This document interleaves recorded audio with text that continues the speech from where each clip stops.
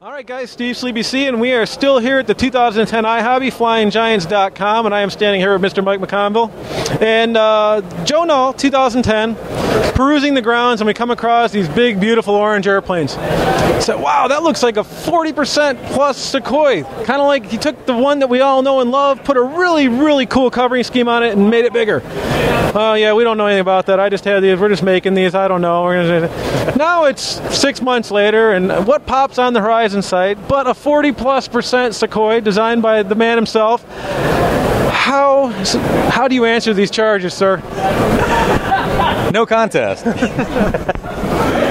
Actually, I even flew it in some contests last year, the end of 2009. Took it to a few IMAC contests, but really, even at Null, we weren't 100% sure we were going to do it. You know, and it is the little one that you mentioned, blown up with a really cool paint scheme on it. And the reason I did it is I loved the little one so much. I always thought if I had a big airplane that flew like this, it'd probably be one of the best IMAC planes I've ever had. So I did it and blew the one up and flew it, and it was even better than I thought it was going to be. Wow.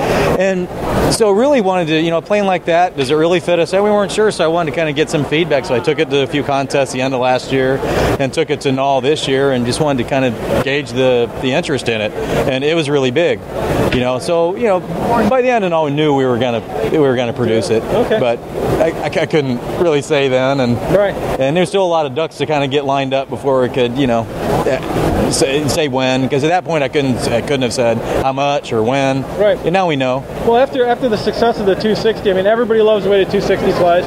One of the things that you guys did that a lot of other people don't do is that when you read the instructions, if you build the airplane to your instructions in that manual, like you get the servo points lined up, that airplane flies amazing. Like you don't have to do anything. If you follow what you say to do in that manual, you'll have an excellent flying airplane. Yep. So I'm sure you did that with this guy too. Absolutely. We're working on the manual for that right now. And that's such an important part because you can do a great design and do everything right, but if you don't tell people how to set it up, you're still missing a big part of it, because setup is just as important as design to make it, to have the end package fly really well. Right. So yeah, we're showing. In fact, in this one, there's a few features it has. It's kind of tailored so you can set it up for precision or real extreme 3D. It's got 3 servo bays in each wing. I've flown it, and this one is set up with 2 because that's the precision setup.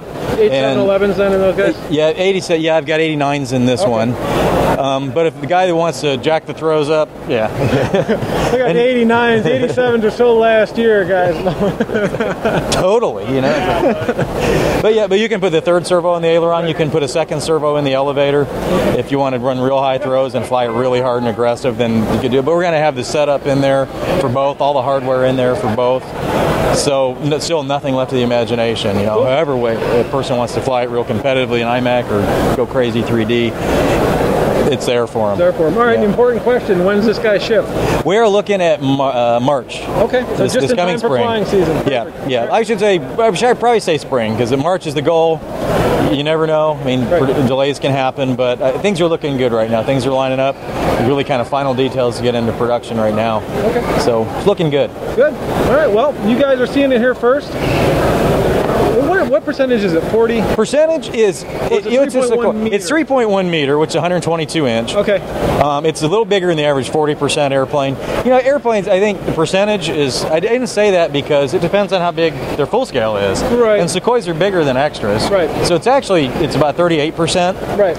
Which makes it bigger than a 40% extra. Right. Makes it about the size of a 42% Yeah, you're right. extra. It is all relevant. I guess most people go by CCs anyways. Is it a 170cc airplane? Is it a 100cc airplane? Yeah. You know, it's that kind of a situation. Yeah. So. I mean, this thing's made so if 150 or to a 170 bolts right on. In fact, the firewall's going to be drilled, blind nuts in it. You know, I've been flying with a DA-170 with RE3s, and it has big power. Good. Really big. It's a good setup. All right, so for the layman guys, it's big. Yeah. It's a big airplane. So we're good to go. All right, cool. There it is, and it'll be out this spring, guys. So you'll love it. cool. Thank you.